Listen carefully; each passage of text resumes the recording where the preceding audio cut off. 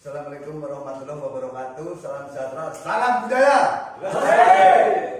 Kita dari Republik Pingsan Manajemen memenuhi undangan dari Natural Tune dalam acara ngobrol-ngobrol tentang kentongan ya, memajukan acara kentongan supaya kentongan lebih maju. Jangan lupa saksikan di channel YouTube kami Pingsan Community dan NT. Salam budaya.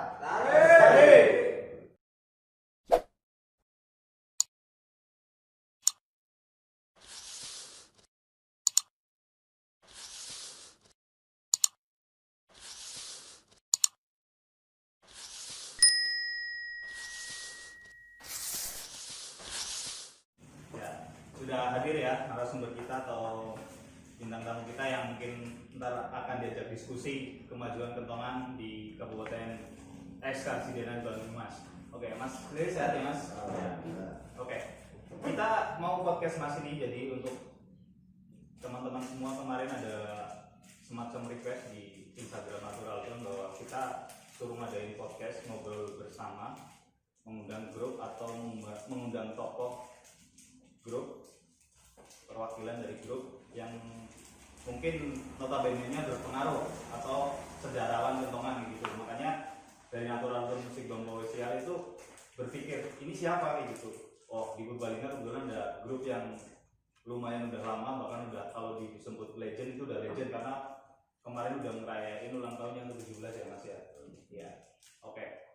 Langsung aja kita mau tanya nih tentang pingsan aja, lebih ke pingsan dulu sebelum kita ngobrol ke ranah gimana kita harus memajukan kentongan. Saya mau tanya sama Mas Liris dan kawan-kawan, pingsan itu sebenarnya didirikan tahun berapa? Tentang lebih ke sejarahnya kayak gitu. Pingsan itu sebenarnya pertama berdiri itu tahun 1995. Zaman kentongan masih dinamakan tek-tek kampleng. Itu sebenarnya itu dulunya itu festival kentongan itu cuma orang 10 yang dimainkan oleh orang-orang yang sangat kegiatan ronda itu pingsan tahun 1995 udah ikut di acara 50 tahun Indonesia Merdeka gitu. Terus waktu itu sekitar tahun 2003 baru dibentuk pingsan yang kentongan modern. Jadi dihitungnya kemarin 17 tahun itu tak hitung yang kentongan modern gitu. Terus ini Mas, kentongan ini lebih ke ininya ya, ke alatnya. Pingsan kan udah lama itu. Dulu setahu saya kentongan kan pakainya gambang. Terus kenapa sih sampai sekarang bisa kita kolaborasi dengan alat musik ada daerah lain, angklung bisa masuk ke daerah kita kayak gitu. Itu penemuannya pertama gimana kayak gitu?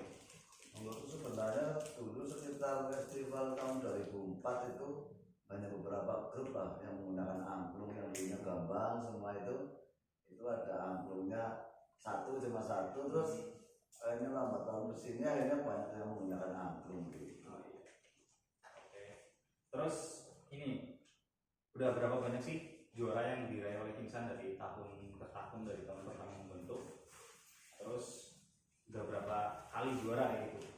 Kalau hitungan juara hitungan jari mungkin nggak bisa kehitung ya sampai pertama dulu yang tahun 1995 pertama ikut modal nekat top kublang aja itu udah mendapat juara harapan padahal asal meramekan saja. Terus pertanyaan berikutnya Mas, udah kan tadi udah mengikuti beberapa event dan udah mendapatkan beberapa kali juara. Itu event yang paling terkesan di Pingsan itu event yang gimana ya gitu? Pernah mengikuti lomba, event terkesan ibaratnya terngiang-ngiang sampai sekarang itu event yang gimana ya gitu? Itu kan santai juga. Event yang berkesan itu kita tingkat provinsi waktu itu mendapatkan juara di situ itu berkesan karena tingkatnya sudah bukan lokal kabupaten, bukan lokal Kasidenan, bahkan itu tingkat provinsi. Nah itu juga festivalnya itu bukan lawannya bukan cuma kentongan, semua kesenian di Jawa Tengah. jadi massal gitu ya Mas. Iya. Oke. Terus gini, tadi udah berapa juara yang diraih oleh Kingsan, berarti Kingsan udah dinamakan grup legend dan kalau dibilang masalah dari segi prestasi udah sangat luar biasa. Terus gini, Kingsan itu punya angan-angan enggak sih berpikiran bahwa saya itu harus begini untuk mempengaruhi grup-grup lain agar seperti saya gitu. Itu kalau bahasa saya gitu loh Mas. Jadi ayo loh, gimana caranya kita maju dengan seperti ini, dengan seperti Kingsan gitu. Itu ada enggak?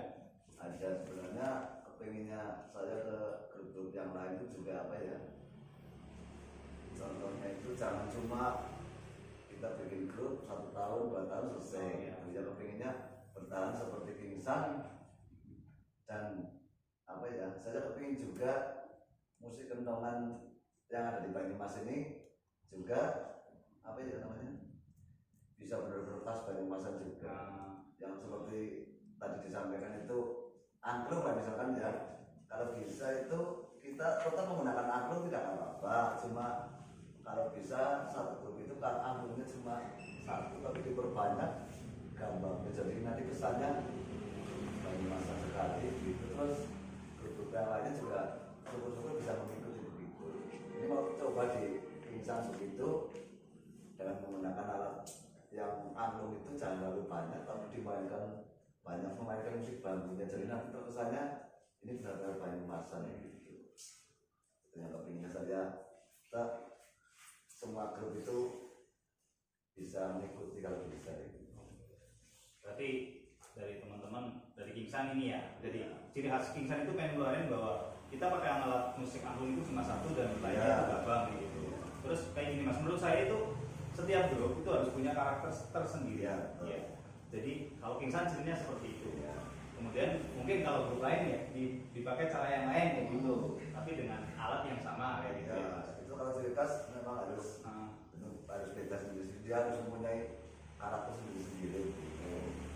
Cuma kalau bisa jangan terlalu banyak memainkan angklung karena memang susah juga. Ini saya juga kemarin banyak yang mengatakan ayo di Dewan Kesenian itu ayo kentongan sih benar-benar koordinasi Banyumasan gitu, boleh menggunakan angklung tapi yang bisa sih 1 aja, karena kalau terkesan terlalu banyak main angklung itu terkesannya nanti larinya ke Jawa Barat tuh angklungnya gitu.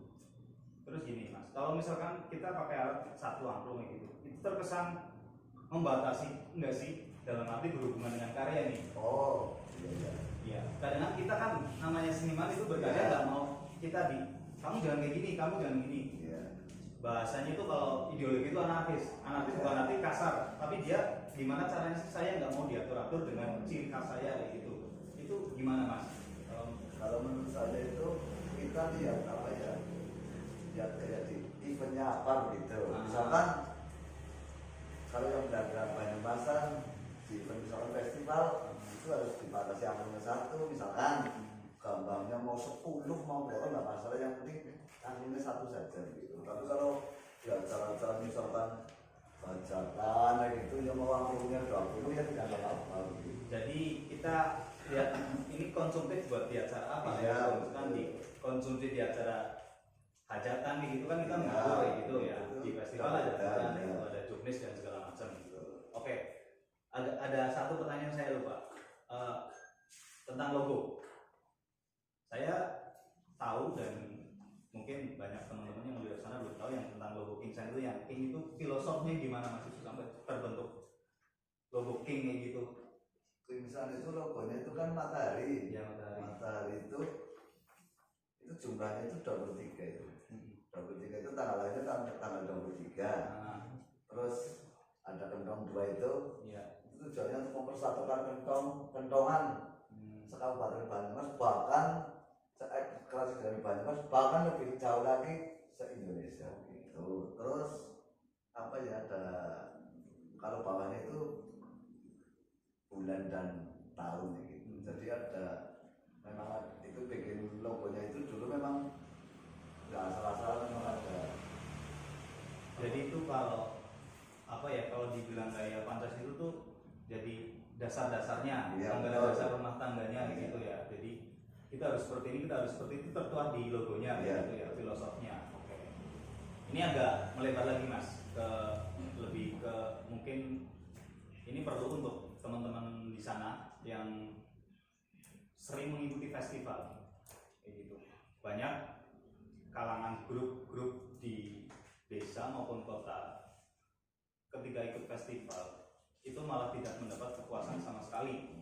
Bahwasanya terkadang di dalamnya itu nun sewunya itu ada kepentingan-kepentingan lain, contoh juri, panitia dan sebagainya. Jadi kita udah berkarya, sudah berlatih di rumah, di sana cuma datang dengan cara apa, dengan hasil sia-sia gitu mas. Tentang masalah juri, sebenarnya ini ada, seharusnya ada narasumbernya, ada juri mas. Saya pengen tanya ke jurinya sekalian. Sebenarnya selama ini ada kayak apa ya, gosip atau dan sebagainya itu ada ini juara titipan dan sebagainya, itu sebenarnya ada nggak sih mas settingan kayak gitu? Sebenarnya kalau saya pribadi lah, kalau yang mengadakan saya dan teman-teman gitu, insya Allah itu tidak pernah ada yang namanya ini titipan gimana itu, karena juri itu semua sudah dari awal sudah saya tunjukkan bahwa harus bekerja profesional, kalau tidak profesional nggak saya bayar. Jadi kalau saya setiap ada event itu, insya Allah itu tidak pernah apa ada settingan begitu. Kalau yang lainnya saya nggak tahu, karena saya belum pernah festival saya memasuki, nah itu saya nggak tahu. Tapi kalau saya selama saya mengadakan di mana-mana itu, alhamdulillah mereka juga puas, karena saya belum pernah. Sebenarnya ya ada lah orang-orang yang Kepentingan itu ya? Ya, kadang-kadang saya menghubungi ini. Tapi kalau saya pribadi tidak pernah saya gubris, karena saya nggak mau apa ya namanya mematikan. Nah, saya tujuannya meluri, lain dengan yang tujuannya mau langsung ini rame oleh duit. Nah itu saya nggak tahu. Tapi kalau tujuannya meluri dari awal itu nggak mungkin mau menerima begitu. Berarti memang ada ya mas, pernah Mas Lilis sebagai panitia atau mungkin mendewan juri di festival lain dihubungi secara seperti itu? Berarti memang Saya pernah waktu dari juri yang merek kayak gitu, iya. di luar kota itu banyak yang menghubungi gitu. Cuma saya nggak mau lah, intinya kepengennya ya tetap juri. Tapi nggak tahu yang lainnya. Oke. Gini, idealisnya mas, sebuah festival itu dewan juri yang harus mematuhi peraturan yang dikasih panitia, atau panitia mutlak menyerahkan hasil dan sebagainya itu ke dewan juri kalau di festival. Sebenarnya itu idealnya. Ajarnya panitia itu ini loh sebenarnya gini. Nanti jurinya itu harus manut sama ketentuan panitia. Cuma jurinya biasanya kan saya minta 1 atau 2 kayak gini. Nah itu biasanya dia udah mau, yang penting ada kesepakatan dengan panitia, tidak bisa juri, kecuali kalau panitia tidak tahu menahu loh. Sekolah digarap gitu, misalkan silakan digarap sama jurinya, tapi kebanyakan panitia harus tahu mau mengadakan festival kendongan, harus tahu kendongan kayak apa gitu. Nanti kita serahkan, ini tolong yang ini enggak jurinya itu mutlak harus yang daerah, enggak harus yang daerah sih. Upah festivalnya panitia juga upah gitu. Oke, masalah festival ya. Terus gini mas, sekarang lagi ini ke selanjutnya. Ngopi dulu. Oh ya, oke, ngopi. Ngopi sama Indo ya. Di Sandi. Lebih ke pandemi mas. Jadi sekarang pandemi ini nggak mungkin berakhir 1-2 tahun lagi, nggak mungkin. Karena kemungkinan besar 4 tahun kemudian pun pandemi ini belum berakhir dari efeknya. Ini udah ada vaksin dan sebagainya, ntar menimbulkan efek-efek berikutnya yang terjadi. Kita sebagai pecinta seni, khususnya kentongan itu karyanya itu bakalan terhalang gitu. Oleh karena itu Mas Lilis sebagai ketua Kingsan dan kemudian di Purbalingga dipercaya sebagai Dewan Kesenian Purbalingga khususnya di bidang kentongan, itu ada jalan nggak sih biar kita tetap bisa berkarya di era pandemi seperti ini? Ya mungkin dengan cara virtual gitu ya, mungkin bikin konten-konten atau festival virtual. Tapi saya kepinginnya tetap ada semacam festival yang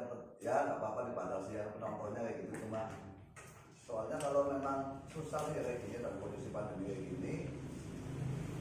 Yang jadi nomor satu mati itu justru malah seniman ya kan. Saya aneh kan begitu. Apakah memang seniman penyebab corona atau gimana saya nggak tahu. Dari saya sedikit juga gitu. Apakah seniman memang membawa sumber COVID itu? Jadi tetap kita harus tetap apa ya berusaha untuk apa namanya berkreasi lah. Jangan kita gara-gara apa namanya COVID terus lemes melu baik. Ya. Itu jangan. Kita serang terus. Pokoknya kita karyanya kita keluarin terus kayak gitu. Yang belum ada yang nggak bisa ditonton ya gitu kita tetap semangat. Biasanya main kendongan sing nonton banyak itu kan semangat. Video terus nggak semangat itu jangan. Kita tetap berusaha semangat. Yang apa yang dikeluarkan itu konten apa itu dipakai kita harus tetap semangat. Ya. Jadi mungkin itu pertanyaan kemarin titipan dari teman-teman yang ada di info kami dan terus DM kami. Pertanyaan seperti itu, langkah ke depan DKP untuk menyikapi masalah ini seperti apa kayak gitu.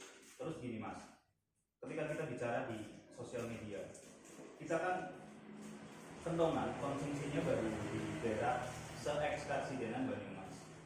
Ketika kita mau ngadain konser virtual yang kemarin sempat kita rencanakan juga di Natural Tune Musik Bambu, jadi kita pengen ngadain konser yang itu live, cuma bertiket, berbayar kayak gitu. Cuma kami berpikir ke depan bahwa ini laku nggak sih, ini orang doyan nggak sih kayak gitu. Sampai udah ngobrol sama sponsor, teman saya kemarin yang kebetulan dia dari Australia juga mau itu kan ngajakin collab juga sama ET. Akhirnya kita mau bikin acara itu nggak jadi, di cancel dulu, dipikir ntar ke depan bahwa karena kami berpikir bahwa kita main kendongan di sini itu konsumsinya masih ekskarsi dan Banyumas, nggak mungkin laku tiket banyak gitu. Beda kalau yang udah live yang lain itu gitu. Akhirnya kita cuma boleh ke lagunya gitu. Sebenarnya hal semacam itu sepertinya bisa nggak sih mas kita terapkan di sini? Kalau misalkan dari kami Natural Tune Musik Bambu kemarin sudah bukan kita pesimis, tapi kita kayaknya nggak bisa loh kalau ini dimakan orang cuma sekasidenan, tiketnya nggak nutup acara itu kayak gitu. Iya, minimal satu Jawa Tengah. Jadi konsepnya juga kemarin banyak grup ya yang iya. kita libatkan juga, niatnya seperti itu karena masih di acara pandemi ya. Jadi apa, masih pandemi kan jadi bingung, masih kita tuh mau ngapain nih gitu loh. Ya tergantung sebenarnya tergantung tiket yang mau masuk di situ itu berapa orang gitu. Tapi Tiketnya kalau online mas, jadi online. kita bikin live streaming yang benar-benar hebat di situ, tapi kita jualin tiketnya nanti kita link itu kita privasi. Kita kalau yang kepengen ngasih itu tiketing, dan itu nggak bisa di share pun dia buka nggak bisa. Itu kita ada sistemnya. dan Cuma itu yang nonton, maksudnya yang nonton kira-kira di ya, itu berapa orang? Apa itu dia? Kalau itu cuma 100-200 sih. Kalau saja memang luar biasa itu nggak cuma 100-200 ribuan bahkan yang siap nonton kayak gitu. Ya, jadi kita berpikir seperti itu mas, bahwasanya dari kami ke Mas Wil yang kebetulan di DKP untuk memikirkan hal itu berbanyak. Kita itu terdampak, tapi kita itu selalu gini. Contoh konser amal mas, konser amal itu yang dilibatkan itu seniman, jadi kita harus membantu, padahal kita terdampak. Jadi kita harus secara itu nggak munafik ini ya, kita harus membantu diri kita sendiri bahwa kita terdampak, tapi kita harus menghibur mereka buat penggalangan dana kayak gitu loh. Padahal kita juga terdampak. Padahal kita juga terdampak kayak gitu. Kita nggak ada yang menghibur kan bisa. Iya benar kayak gitu mas. Nah, oke. Ini masalah yang konkretnya mas. Terus gini mas, lebih ke kentongannya. Setuju sih nggak mas? Ketika ada satu grup kentongan, nggak usah satu grup. Kita berbicara tentang yang ada aja. Natural Tune ini mas. Kita masalah musik dan sebagainya kita lebih ke arah progres. Dan itu menurut Mas Luis salah nggak sih? Apa kita gimana gitu keluar dari pakem kayak gitu? Ini udah bicara pakem, jadi sekalian sebenarnya pakem kentongan itu ada nggak sih mas kayak gitu sekalian belajar ya kita belajar juga untuk teman-teman semua audiens di rumah yang mungkin lagi nonton kita belajar semuanya bahwa ini kentongan tuh sebenarnya gimana kayak gitu. Sebenarnya kentongan itu sama dengan kalau musik tradisional di sini tuh efek tawek itu ya. Kentongan efek itu nggak ada pakemnya. Sebenarnya tinggal kita berkreasinya di bagaimana. Tetap maksudnya yang namanya pakem itu nggak ada tarian bakunya gitu loh. Jadi intinya kreasi baru kan selalu kentongan harus mengeluarkan kreasi baru. Cuma tetap jangan meninggalkan ciri khas Banyumasnya. Mau kita main Terus musik berarti bebas ya, ya, untuk genre-genrenya. ya bebas kita main Arab terus apa itu bebas yang penting tetap ada nuansa di telinga itu mampu Banyumasan ya gitu loh. Gini mas, ini udah clear ya bahwa kita kentongan itu bukan nggak ada pakemnya, tetap ada kearifan lokalnya, tetap ada khasnya dan sebagainya. Cuma kita harus juga bisa meninggalkan itu. Jadi mau diproses seperti apapun, tapi kita tidak boleh meninggalkan khasnya bahwa ini kentongan gitu. Terus gini mas, ada pertanyaan lagi nih dari teman saya. Kadang ada seniman kentongan yang hanya disebut notabene itu pengamen. Mereka mungkin pengen diakui bahwa itu pemain kentongan dan tidak disepelekan gitu. Selama ini kentongan di Purbalingga nggak memungkiri, bahkan di daerah sana di Yogyakarta yang jadi dengan angklung kentongan ya pengamen gitu. Belum ada ke arah yang lebih serius bahwa ini kentongan memang serius benar-benar maju kayak gitu mas. Itu sebenarnya memang seperti itu apa gimana? Apa tinggal kitanya yang bagaimana atau gimana menurut mas? Sebenarnya yang mungkin kalau di daerah itu mungkin masa-masa pandemi ya, banyak yang karena mungkin mereka susah ada job dan lain-lain akhirnya ya itu ngamen. Kalau yang di Yogyakarta maupun yang di mana itu mungkin mereka juga di sini juga apa ya kurang job, kurang gimana ya kan dia mereka kepingin mencari ya nggak munafik nggak mencari uang kayak gitu lah. Akhirnya mereka juga di sana ngamen gitu. Sebenarnya tinggal kita kalau yang ngamen itu memang bagus lah karena semua untuk mencari duit ya gitu. Kalau kita punya kemauan untuk mencari duit yang lebih lagi sebenarnya ya bisa gitu. Kalau kita berkreasi bagaimana caranya kita misalkan pandemi ini udah nggak ada ya, tinggal kita yuk boleh tanggapan sih kira-kira memang kita punya ciri khas ya gitu kan. Kebanyakan sekarang kalau di hajatan kebanyakan main begitu saja. Saya kepinginnya mereka punya ciri khas sendiri-sendiri. Misalkan di hajatan wah dia mainnya beda gitu aja kan, tinggal kitanya sendiri kualitasnya gitu. Wah harus bagus banget lah, yang penting kita punya ciri khas kan tetap beda gitu. Karena selera orang Beda dan harga mesti mendongkrak gitu. Kalau memang kita bagus masa mau dibayar segitu misalnya. Berarti kita harus upgrade segalanya ya mas, SDM dan sebagainya. Ngomong-ngomong masalah upgrade mas, kita kadang bermain kentongan satu, kita lupa dengan apa yang kita gunakan motornya gitu mas. Dan itu penting nggak sih motor buat kita? Motor itu alatnya mas, senjata kita. Terkadang banyak grup-grup yang melupakan tentang itu. Jadi dia mungkin kepengen bahwa saya pengen beli seperti ini, tapi motornya salah, alatnya salah kayak gitu. Itu sebenarnya penting kan mas? Ya. Ya. Jadi kita juga harus memperhatikan itu mungkin. Kenapa penting mas? Monggo. Kalau menurut saya itu motornya itu penting, menurut saya pribadi loh. Iya. Juga apa ya? Bicara kayak gitu kan di telinga juga kan. Kalau misalkan motornya nggak enak ya juga yang dengerin juga nggak enak.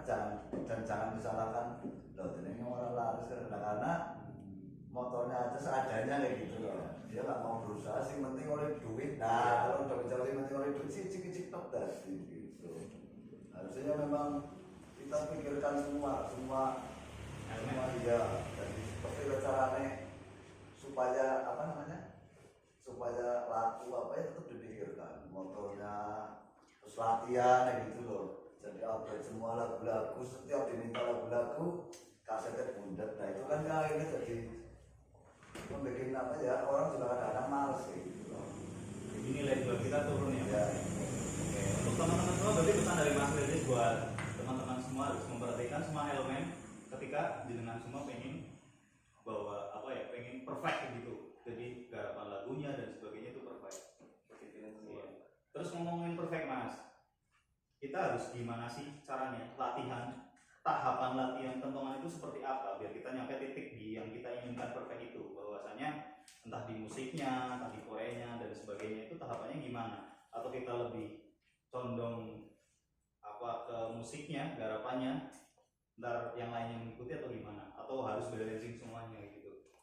kalau menurut saya itu garapan kentongan itu memang harus balancing semua. Musik harus sering pelatih juga, koreo kan ada pemain gentong, ada penari juga.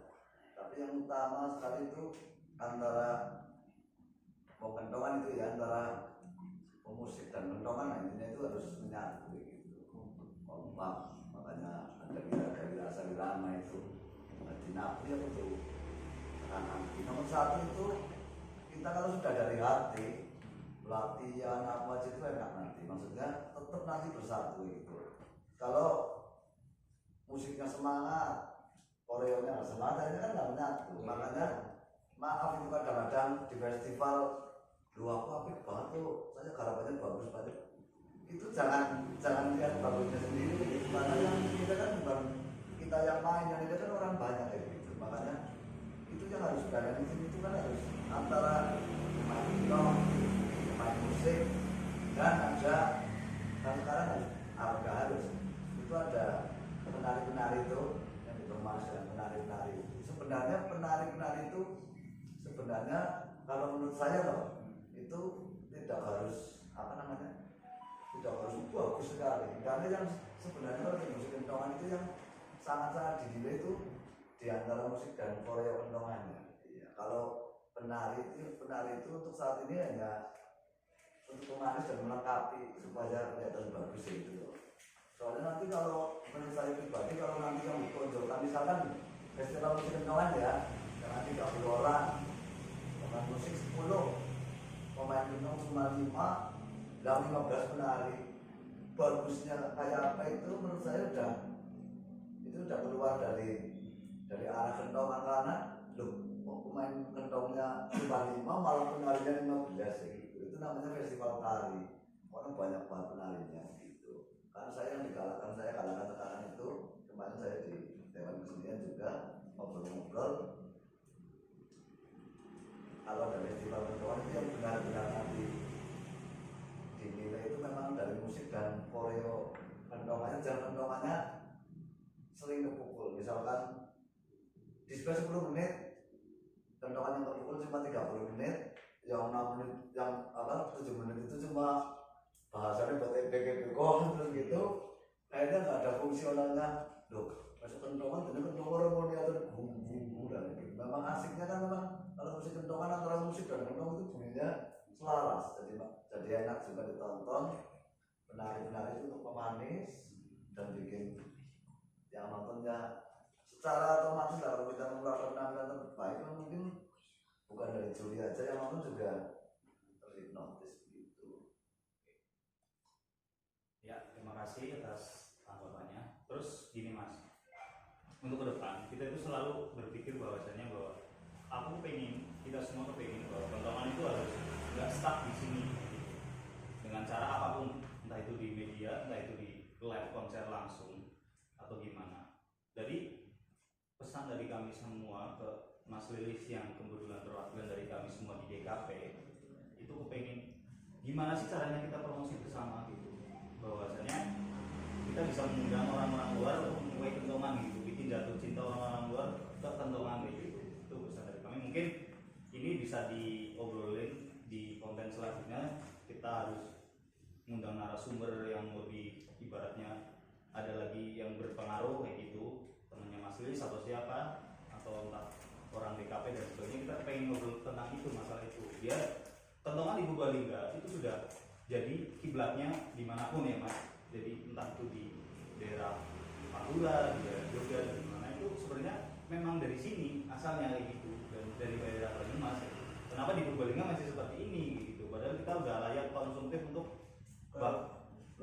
lebih ke ibaratnya kalau di bahasa itu go internasional gitu. Jadi gitu Mas. Untuk selanjutnya Mas, saya udah ngomong seperti itu. Kira-kira dengan ada angan-angan ke depan untuk program yang seperti itu atau enggak? Saya sebenarnya kepingin ada program begitu, misalkan di Purbalingga itu ada tempat wadah yang kira-kira memang setiap misal ada kunjungan dari Semacam paket wisata gitu. tempat wisata dari luar kota maupun dari mancanegara begitu, kita saksikan harapannya berapa harapan kentongan biar mereka memang terkesan, oh sebenarnya kentongan itu memang benar-benar layak dikonsumsi di luar negeri begitu, jangan cuma jangan di Indonesia tapi bahkan dunia gitu. Jadi saya pengennya kayak gitu, nanti saya juga coba laporkan supaya memang benar-benar ada tempat yang kira-kira setiap ada kunjungan itu mereka disajikan kentongan biar mereka juga melihat benar-benar kentongan itu juga kesannya loh, kan kesannya banyak kan juga ada yang berjalan begitu. Iya. Jadi kita berusaha mungkin ngangkat bareng-bareng ya Mas ya. Oke Mas.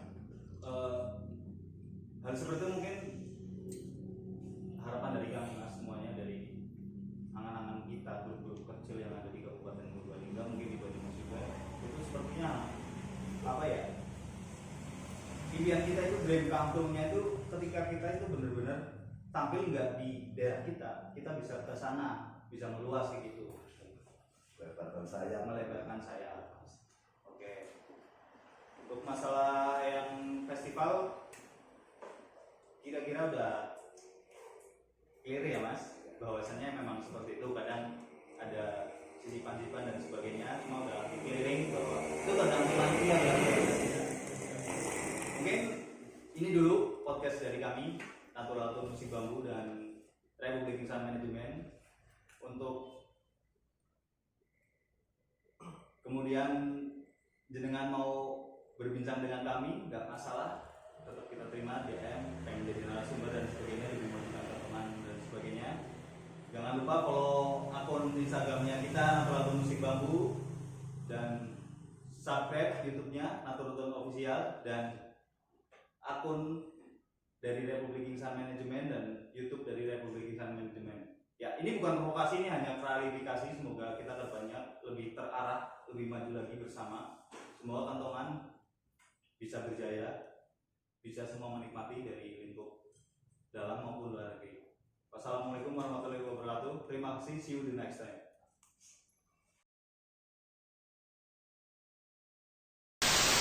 Yo. Assalamualaikum warahmatullahi wabarakatuh. Salam budaya.